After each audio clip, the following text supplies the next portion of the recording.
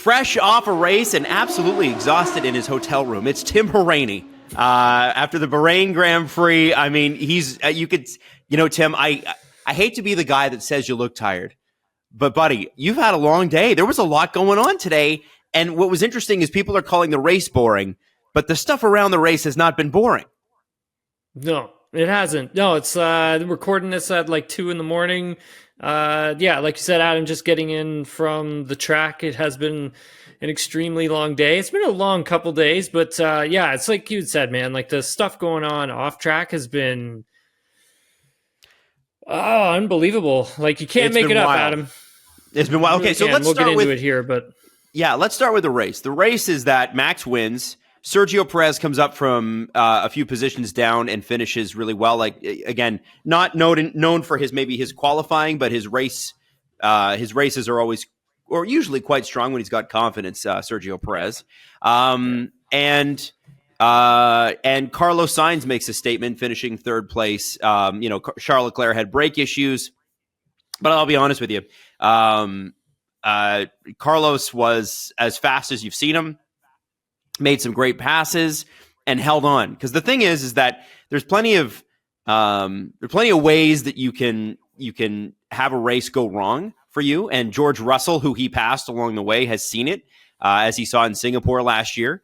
But Carlos Sainz is racing like he wants a primo seat next year. Let's start with this, and this is the first thing I noticed because we're going to work backwards a little bit. When Max Verstappen wins the race, they get clean points, right? Not a single point that was available at the top Red Bull didn't get. There was a better way to say that. But they got the pole point, they got 1, and they got 2. That's a great weekend.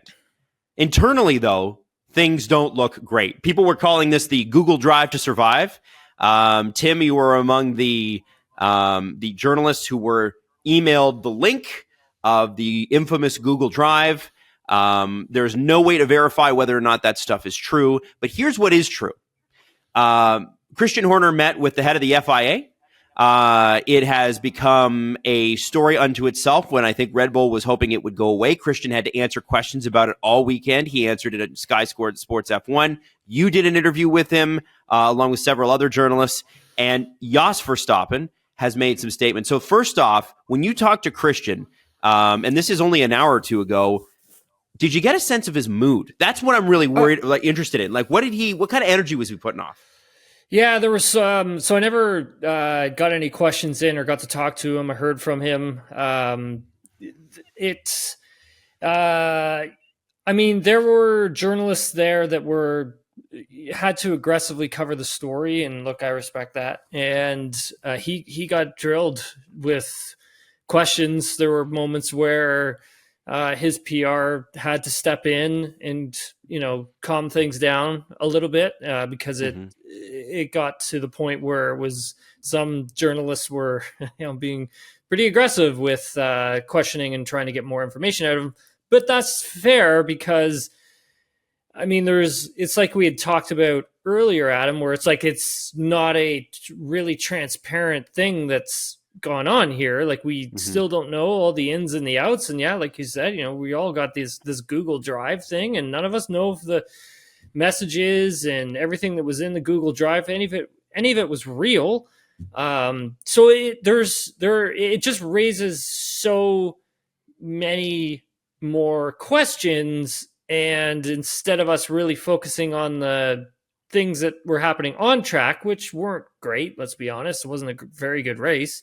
It puts more eyeballs on the things happening off track, and so obviously this is a huge story off track. So, there's a lot going on there, and I we discussed before we even hit record here about the stuff going on with Jos Verstappen and Christian Horner. Let me read the quotes that you sent. So Tim sent these quotes over. According to SNR Mail from Sport. the Daily Mail, Jonathan McAvoy. Jonathan McAvoy was the journalist on that, and I believe he was the one who did speak with Jos, and these were the quotes from that. So Yas, and it's important to understand this, Yas doesn't work for Red Bull. Yas has no PR, so Yas is going to say what he wants to say. And isn't it interesting that all of the leaks were coming out of Dutch newspapers? Throwing that out there. There is tension here while he remains in position. This is what Verstappen Sr. said about Christian Horner. The team is in danger of being torn apart. It can't go on the way it is. It will explode. He is playing the victim when he is the one causing the problems. Now, let me say this. Tim, I wouldn't expect you to have seen this because you were at the race. But on camera, there were two very important things that Red Bull were putting across through Sky Sports, through TSN in Canada where I was watching. And the first thing is that Christian, and this was all over Instagram, walked in holding hands with Jerry Horner, his wife, and at the podium was standing with her when Max and Sergio were awarded. And then several times we saw Christian with the head of the Thai branch of Red Bull, not Red Bull Racing, Red Bull. Now, the Manischitz family who founded Red Bull, obviously, you know, they have a huge corporation, but there is another major shareholder in Thailand who I believe owns 51% of the company and ultimately gets to make the decision. And Christian was standing right beside him at pit row and several times was seen with him before the race on the track. It seemed to be sending a message. And we talked about this last episode, that there could be a split down the middle of this team. The one thing that can tear a almost perfect season apart, like last year was almost perfect, right? All you have to do is just keep doing what you're doing and you're great. But some people cannot handle great. Some people self-destruct. Some people, and there's lots of therapy for this, some people need that sort of chaos. They need dysfunction. And if Red Bull can't figure out what to do with a guy like Jos Verstappen, I'm not saying that Christian Horner didn't do what he was purported to have done. I'm not saying any of that wasn't true. We don't know. We just don't know. But what I can tell you is that Jos Verstappen's talking to the press. He's being very open about what he's saying. And it's very clear that even on the message between Max and Christian at the end of the race, it wasn't the same warmth as last year. I could sense it, you know? And that is a potential huge issue for Red Bull Racing. This could tear them apart, Tim. It could. Yeah, I think that, you know, you made a good point with Jos essentially not being an employee for the team. So he's not really bound by their PR, and he doesn't have his own PR. So he can go and talk to journalists and whomever he would like. It starts to become an issue when, you know, we get things like this, and then we get the story from the Daily Mail, and you have to kind of wonder, like, what is going on between both Christian and Jos. I mean, that opens up another can of worms of, okay, well, what could possibly be going wrong with those two relationship? Christian obviously has built this team up to be a very successful racing team and has given Max an incredible race car and always praises Max when, you know, he's winning, and et cetera, et cetera. So I'm just curious to know, like, what would be going on between those two. And that's something, again, like, we don't know. Nobody knows what is happening between Jos and Christian. So it keeps raising even more questions, which then puts pressure internally on the team. And so you have to kind of wonder, like, when does this kind of eventually fall back onto Max, right? Like, because I think at the end of the day, there has to be something that blows back on him from this. You would have to think, anyways. Tim, it's a good question. I mean, when you think about professional athletes, and, you know, obviously I get a lot of exposure to hockey. One of the things that people recommend that you don't do when you're a hockey player is read the media. Now, F1 media is far more salacious than hockey media, and I know that F1 drivers are aware of what's said about them. F1 teams are aware of what's said about them. European newspapers they're just a little bit more edgy than we are. The concern is that Max Verstappen has the opportunity here to be the best driver that's ever lived. He's already put in the best season we've ever seen. He's got a lot of years to catch guys like Michael Schumacher, Lewis Hamilton, Ayrton Senna. But if there's a Mount Rushmore in the next 10 years that's carved to a stone somewhere, those are the names that are going to be on it if Max keeps this up, right? And so having people around you that keep you grounded and keep you steady are good things to have. Jos Verstappen doesn't seem like that to me. Jos Verstappen seems like the kind of guy who is the antithesis of that. Now, he drove a lot of what Max's early career was, trained him, had some pretty extreme tactics when it came to training him. But Tim, I do honestly and openly question, and have for years, based on what this guy has said in the media, is he a good influence to have around the team ultimately? And Red Bull doesn't have to have him in the garage if they don't want him there, right? Yeah, that's true. I mean, we also have to wonder, like, what does Max want, right? Because, he's very close with his father. The two of them arrive to the track together all the time. He kind of manages his career at the same time. And yeah, he cares about his dad, right? And so it's, how do you,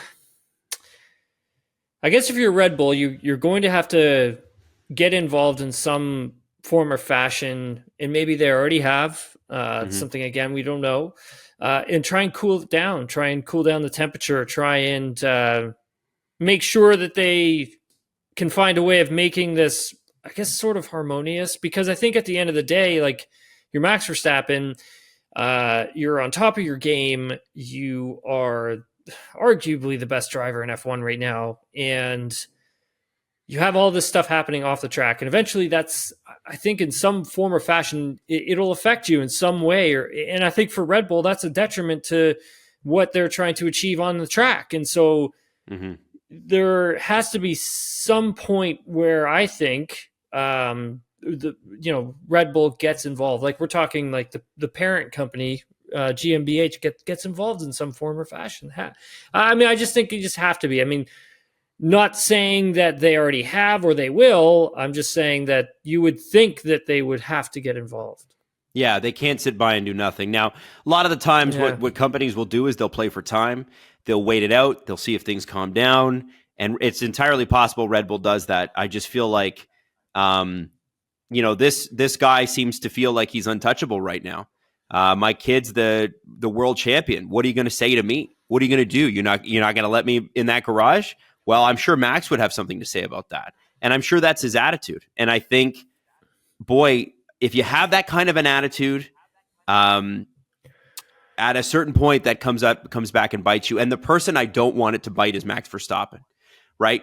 Yeah. I don't want somebody's family member, and you don't want this in any case, changing the trajectory of somebody else's career. Now, Max is unbelievable right now. He is laser focused. He's awesome. So we'll see where it all goes. These are uncomfortable conversations to have, Tim, but frankly, like, I think we got to call a spade here. At a certain point, somebody works for the team and somebody doesn't. And if the somebody who doesn't work for the team is causing trouble in the newspapers, you may not get that access anymore. I don't know. I mean, that would be a huge story to imagine Jos Verstappen's not allowed in behind the scenes there. That'd be huge. That's another thing, right, Adam? It's kind of like, okay, well, Red Bull doesn't allow him in the garage, or they don't allow him to hospitality, but I don't think they can stop him from coming to the track. I don't think they can't do that. Stop him. Yeah, I don't think they can stop him from being in the paddock either. And I think that's, I still think, Jos would find a way of getting into the paddock, right? It just wouldn't stop him from being around, essentially. And so I think they have to find a way of bringing this to some sort of a conclusion where, I don't know, both parties are happy, because I think that's probably the only way it can end, really. I'm trying to figure out, Tim, like what more do you need? Like, what more can Christian, like, from a purely race perspective, what more can Christian Horner do for the Verstappen family?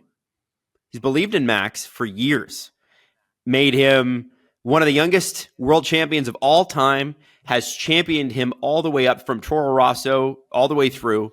Was happy to, him and Helmut Marko were happy to tell Daniel Ricciardo, yeah, we want you to win, but then it's going to be Max's turn right after that. Like Yeah. they've backed this guy, and they should. They made the right call. Yep. Max earned that. But like, you have to wonder what the hell went on, because I mean, Red Bull and Christian Horner specifically have backed this guy all the way. What happened? Yeah. Yeah, no, it was, Max kind of talked about that a bit yesterday when I believe it was yesterday. Oh my God, my days mixed up. It was like, I think it was qualifying, post qualifying. I was in the press conference with him. I'd asked Max a question about he jumped into the tow with Piastri, and I asked him, what were you thinking when you did that? Like, where did you make the call? And he answered it. And then another guy followed up asking him about, Christian Horner's place at the team, et cetera, et cetera. And, Max had been responding to a lot of these questions all through testing, and again, through the first few days of the Grand Prix here. And yeah, Max, was like, look, Christian built this team to what it is. And as a guy who runs this team, he does an incredible job at building this team into this powerhouse that it is right now. And you have to give him credit for that. And so it doesn't seem like there's anything frosty either between Max and Christian either. I kind of just feel that Max is just like, look, just keep me out of all of it. I just want to race. Like, that's all I want to do. Yeah, but he can't do that forever. And I just don't care. That's what yeah, exactly. But that's what I think, Max's mindset is just, I just want to shut everything out and just keep it all away from me. And I'm just going to go and race. That's what I get from it. And you know what? This weekend, Tim, it worked, and it worked beautifully. Max 1, Sergio 2, Carlos 3. Love that. Now, I want to ask you this, because a lot of people are already – we got a message from Jesse Blake, who's sometimes guest on this show, obviously a member of SDPN. Mm-hmm. He was like, well, you guys told me that this was going to be a different year and that there was going to be some things that were closer. Waylay my fears, Tim. This track, Bahrain, is a much different track than what we're going to see over the next 5 races, correct? The way it's built, the way it looks. Right. Is there a chance that the gap between Max and the rest of the field closes? I mean, some of the drivers thinks it will. I tend to agree with there's probably maybe one team, maybe two, that could push Red Bull later this season. And I think that's Ferrari. And I think Ferrari is going to be the only one who can really make a go at it. I think there are other teams who can get in the mix when it comes to qualifying. Mm-hmm. It's just the racing is different. Like the way the RB20 is built for racing. It's built for managing the tire, managing the DEG. And you had said, Adam, with this track in Bahrain, it is a bit of an outlier because they don't normally go to tracks. Well, they don't go to any other tracks like this because it is a different type of tarmac. It is very abrasive. It's the type of tarmac where, like, if you fall, you're going to just, you would fall either way. But this tarmac, like, you cut yourself up either way. But with this tarmac, it would really slice you up. Like, it's very, very abrasive. And so you're not going to get that when you go to Jeddah. And so that's going to make a difference for some of the teams. But here, Adam, is where I think, there is a glimmer of hope, is that you go back to this time last year and Ferrari was a disaster. Their car was unbelievably bad. And they managed to kind of make some tweaks. And then they had that whole revamp. And it still wasn't kind of working, and the car was inconsistent, and even wind change really affected them. So did temperature change. And you come to, the end of this race, speaking with Carlos Sainz, following the race, and he's telling, he's saying, look, we have a good platform. He's like very confident in the platform, which is a good sign because it means it's got good bones. You can really build something good out of this. And he's saying, like, yeah, this has got a good platform, and they're finishing P3. So, I mean, there is a little glimmer of hope there that we get to different tracks. Ferrari is going to be competitive. Ferrari will be able, I feel, to challenge for some wins. And then on the other side of that, Adam, it's like, okay, well, what happens when we get to Monaco? And there's obviously Red Bull doesn't have that advantage in qualifying anymore. We saw that already. Just Charles Leclerc and Ferrari made a huge mistake, and or else he would have been on pole. You get to Monaco, and the teams that are good with slow corners get pole, and that's it. They've already lost. The Red Bull already have lost. So you can't pass in the race. So there you go, right? So I mean, there is. Might we finally see a Charles Leclerc win in Monaco? Yeah, maybe. Who knows, right? But there will. I feel that there is going to be some opportunities. Maybe not straight out of the gates, and maybe not in the first 5 races, but same as last year, as we get rolling along, there is going to be a team, and I think we know who a few of those teams will be, who will bring those big upgrades, who will close the gap down. It may not be enough. Or it may be enough. And now, am I saying that this is going to be a great season? I mean, I don't know. It's hard to say. It may be, hard to tell. It may not be a great season. But the stuff off the track has been like keeping me more busy than the stuff on the track. So. Lando and Oscar spoke to Sky Sports after the race, and they were both saying, Lando especially said, I think that we're going to give Red Bull a little bit of a better run in high-speed corners as the season goes on. That's what he said to. Yeah, that's what he said to me too. Yeah. So that's promising. Listen, Lando. The one thing about Lando, by the way, just had to wear it because I think they had a pretty good day. The thing about Lando is if the car's slow, he'll tell you. He'll be like, yeah, we're slow and we suck. He's pretty honest guy. So if he thinks that, I'm encouraged. I don't. There's the BS. The BS coming out of Lando is next to nothing. Now, Red Bull aren't the only team with drama. Racing Bulls, VCAR, whatever you want to call them, Visa Cash App Racing Bulls, had some serious drama at the end of the race. Now, just to kind of update you, if you don't remember specifically, there's 57 laps in the Bahrain race. About lap 52, 53, Daniel is on soft tires. Yuki is on hard tires. Daniel's driving a little bit faster. And both of them are right behind Kevin Magnussen. Now, that's, the positions are important if it comes down to a tiebreak, but we're not fighting for points here in any of these cases. But they wanted to get into 11th place, and I don't blame them. Daniel has the better chance to do it with soft tires. Team orders Yuki to switch, and Yuki takes a solid lap before he does make the switch. Now, a lot of people argued, and they might be right, that they asked Yuki to do this too late. Yuki kind of freaked out about it. He's like, right now, seriously? And then of course, he delays the opportunity for Daniel to get in. Daniel gets in within 0.3 of Kevin Magnussen, but really only has a couple laps to try to catch him anyway. I think he got there at 55 and then, 57. People are like, well, he should have given the place back. I'm like, really didn't have time. Like, they were racing right till the end. But the real drama, that's drama. But the real drama was afterwards on the cooldown lap when Yuki Tsunoda dive bombs Daniel Ricciardo, and Daniel calls him an absolute helmet, which means like a knucklehead, and says a few more things, and he goes, you know what, I'll save it for the debrief. And then later on, and I'm sorry, Tim, I'm going to ask you a question in a second here, but I did want to grab every little bit that I could. He said that Yuki's move was a bit immature. That they had talked about this strategy before the race, meaning that Daniel was probably supposed to be on the tires he was on. Yuki was going to be on the tires that he was on, and they both knew that a switch could happen. Yuki knew that Daniel would probably have a pace advantage, and if he got the call, he knew it was going to happen. So I wanted to know what your thoughts were on something like this. Is this a Racing Bulls mistake just because they didn't make the call soon enough? Well, first of all, Adam, I think new RB team principal Laurent Mekies has definitely got his hands full with these two drivers for the foreseeable future. Sure. He was, I was told that following the race, he was out back of the RB garage having a few words with Yuki Tsunoda's manager. So there's that.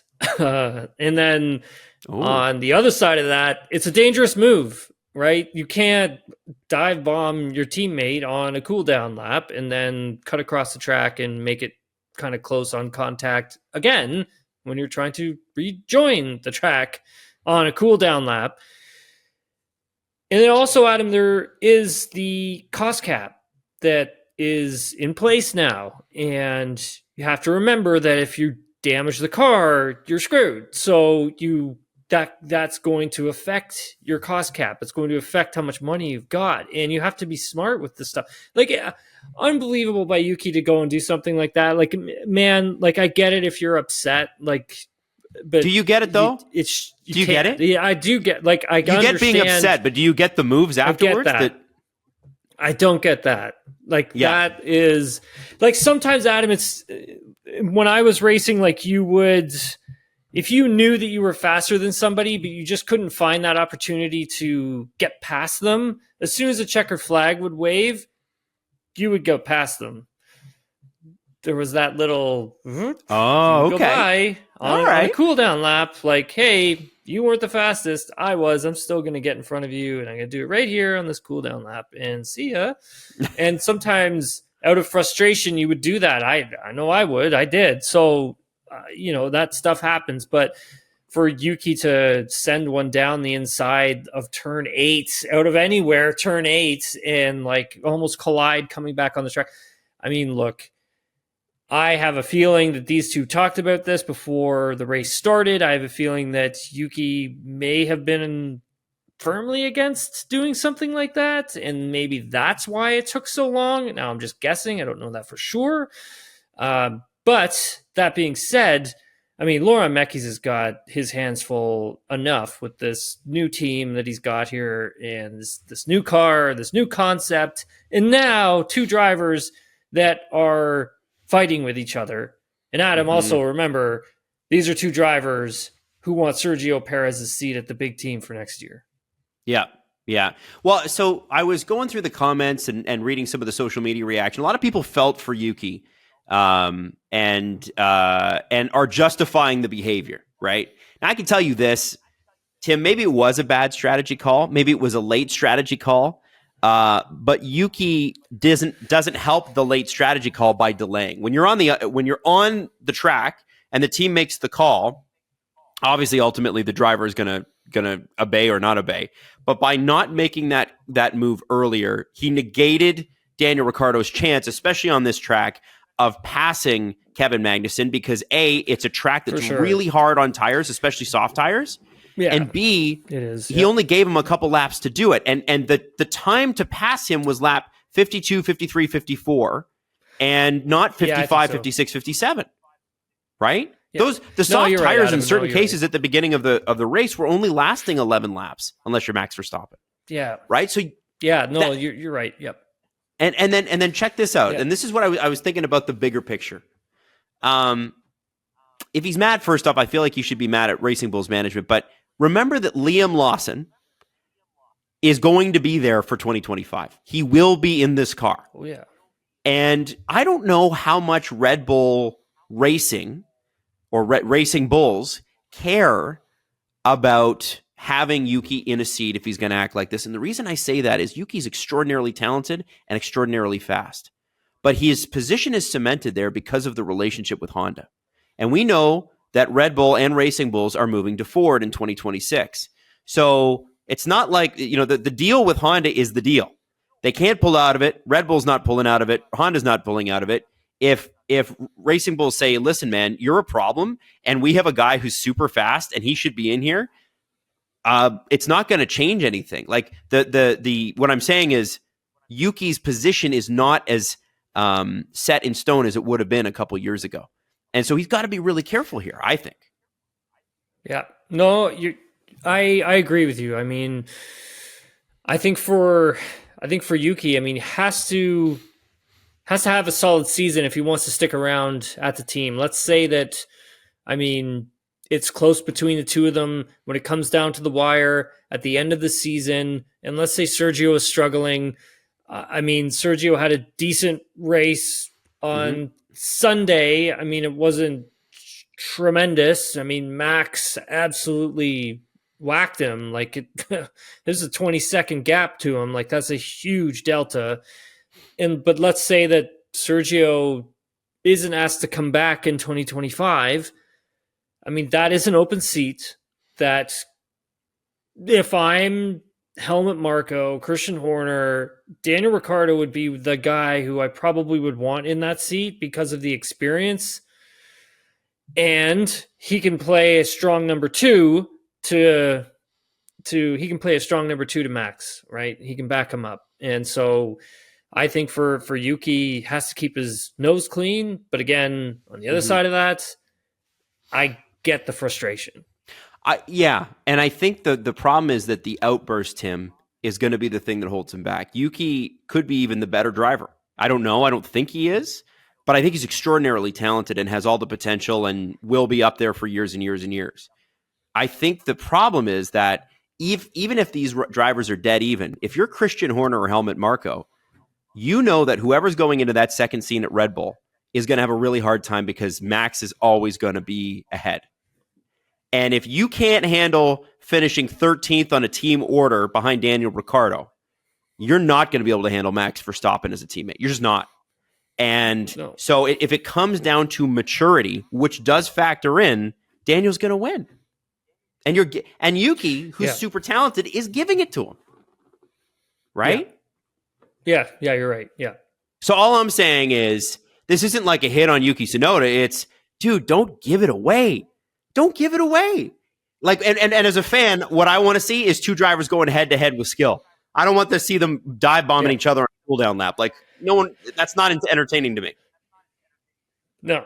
Right. And look, I mean, I think, Daniel, it's interesting hearing from him on Wednesday. I was in a scrum with him and basically just saying how, and Yuki kind of said something similar where they're not really thinking about that big seat. They're not thinking about going to Red Bull Racing. They're concentrating on the task at hand and this year and, it's a fresh start and all this other kind of crap. And then you're just like, yeah, you know what? Like, forget it. You both are thinking about the seat. We all know it. I mean, just say it. Like, we get it. Like, we understand. I understand that you want to be at the big team. Like, I get that. And that should be a goal. That should be the goal. But Adam, you make a good point on the maturity level. Like, if you're not going to be mature about certain things, I mean, you're really going to like shoot yourself in the foot. Yeah. Yeah. Well, and if that's what it comes down to, Yuki Tsunoda is going to regret that the rest of his life. If it comes down to, I couldn't keep my temper in check, when he's an older man, he's going to look back and go, geez, I wish I could have just counted to 10, anything. Because the line is that thin in Formula One, and Red Bull does not have time for BS after, especially in a cool down lap. Now, there's a couple other stories we got to talk about. One more on the track. We got to talk about Lance Stroll. Right off the start, he gets hit by Nico Hülkenberg, who was hit probably by Valtteri Bottas, right off the first corner, and he gets spun around. And, Hülkenberg's in for wing repairs, and Hülkenberg had a great qualifying. And Lance is at 20. And when you're at 20 that early in the race and maybe 45 seconds down, it sort of feels like, oh, man, I don't know what I'm going to do. But Lance, second year in a row that he's had a very strong race in Bahrain. He finished in the points, Tim. Pretty spectacular. Mm-hmm. Yeah, huge. So I spoke with, Mike Crack at the end of the race and also spoke to his engineer as well, Ben Mitchell, great guy. And, they were all blown away at how well Lance did to hold on to the car towards the end of the race. I mean, he had almost had 30 laps on the hard tire at the end of the race and still able to just hang into the points. I think Zhou Guanyu was kind of instrumental there too. He was sort of that cork in the bottle that kind of kept K-Mag down there and also kept Ricardo Tsunoda back there as well. But regardless of all of that, I mean, to recover from dead last and, you get turned around, you don't know how much damage is done to the car, if at all any, and then you got to try and make your way through the field again. It's a discouraging thing as a driver because once you get that far back, especially in Formula One, it's really hard to kind of get positions back, get those positions back, get further up. It was a hell of a drive from Lance. I mean, that was a very good job he did there. I mean, like, I think as a weekend as a whole, it looked up and down. His qualifying, like Q1, second fastest, dipped into the 129s, was extremely strong there. Then into Q2, having George Russell just in front of him through some of the fast corners, that affected his run of getting into Q3. We spoke with Tom McCullough, who works for the team, in lead up to the race on Sunday, and he confirmed that. So I think for Lance, solid weekend, has to build on it, right? Mm-hmm. He just has to keep that good momentum flowing for him. And I think, for Lance, once that starts to really flow, it'll just be consistent, and then he'll have a rock solid foundation to build upon for the rest of the season. But really great job from Lance, Adam. I know we don't really get to talk about him a lot on the show, but like, he's really, he never gets really his flowers. The guy never gets his flowers. Like, even when he finished 8th last year in Bahrain, coming off 2 broken wrists, it's like, oh, well, and I think, obviously the Lawrence Stroll thing weighs on him and his PR. I don't think it's fair.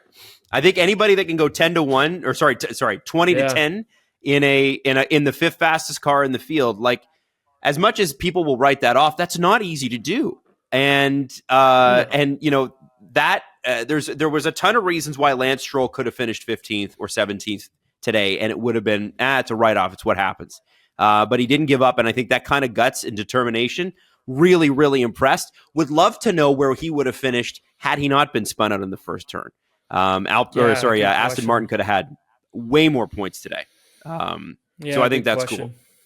Now, the last thing I want to talk... sorry, go ahead, buddy. No. Yeah, go for it, man. Yeah, no, I think it's, I was listening to, I gotten some text messages during the broadcast. And again, like, I don't really have access to like Sky Sports, so I don't really know what they're saying, but it was just like, people are just like, wow, they're really hard on Lance, right? Like, I'm like, everybody's really hard on Lance. They just don't. So I think some folks just don't know him. Like, I think it's he works hard at this, man. Like, well, I mean, he's a Formula One driver. Yeah, it's no joke. And the other thing, Tim, is that, let's be honest, as far as charisma goes, like being outgoing, Lance is not like Daniel Ricciardo. He's going to be a little bit quieter. He's a little more introverted. Doesn't have a whole heck of a lot to say. He'll talk to the press and you see him come up, but he's not like presence when you walk in the room. But I got to tell you, that was a really, really good drive, and he ought to be very, very happy about it. And clearly the team is. Yeah. And I know there was some disappointment from Fernando, I think, a little bit in his voice today, because last year at this time he was on the podium. But they have the 5th fastest car, and they finished like they have the 5th fastest car, right? Red Bull 1-2, Ferrari 3-4, Mercedes, McLaren in there, and then Aston at 9-10. Like, they got the 5th fastest car. They can improve that, though.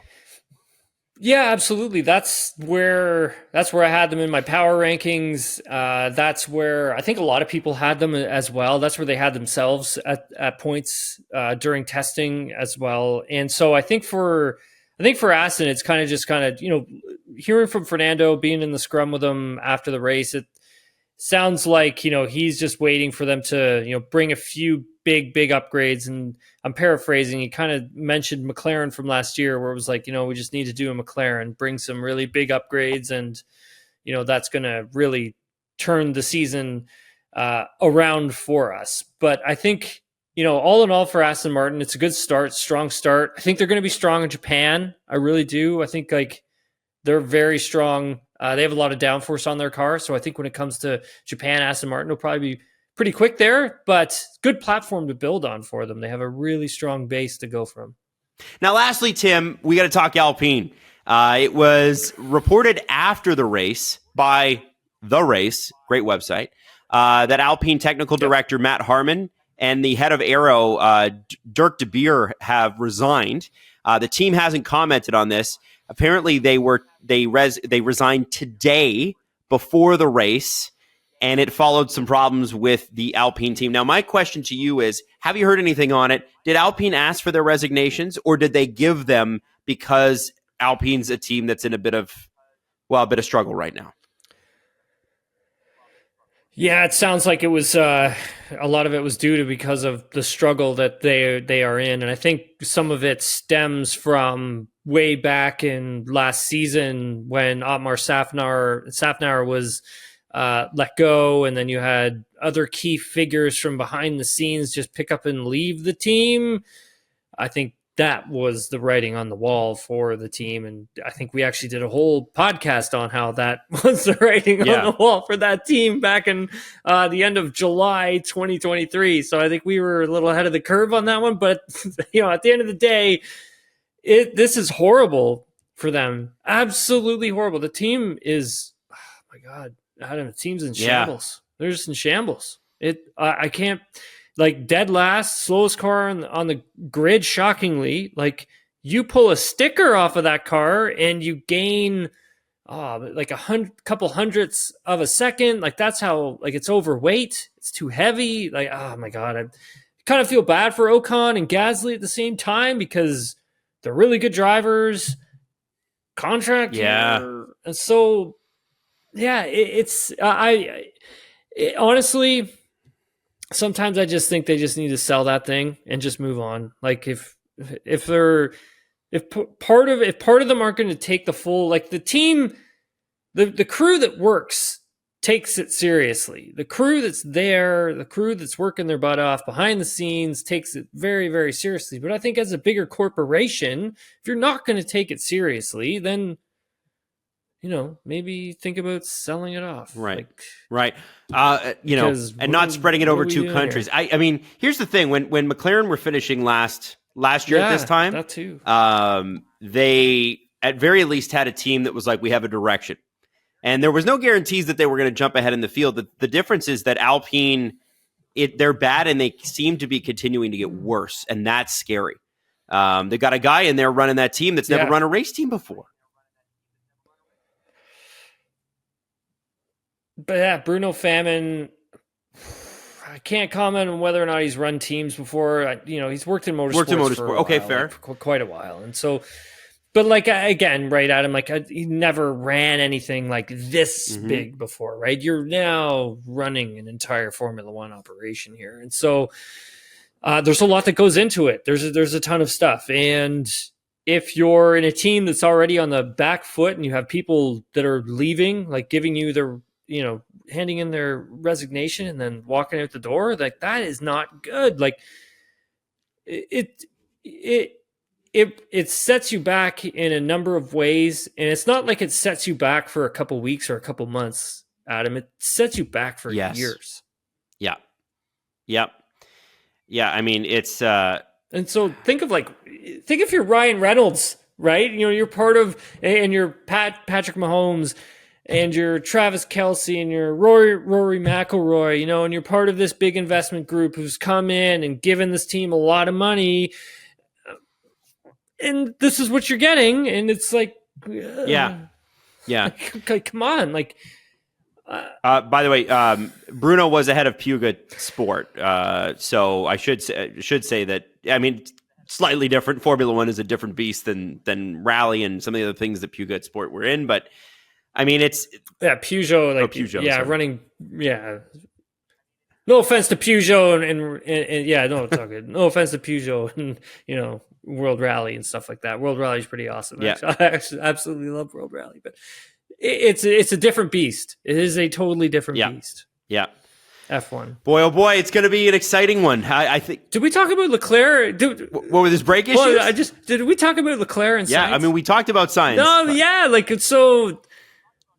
Oh, well, Sainz actually said to us, post race that he was having brake issues too. Now they're definitely not as bad as what Leclerc was battling, but I mean, he was having some issues as well. I just think, like, Adam, the fight between those two this season, Carlos has been showing the door.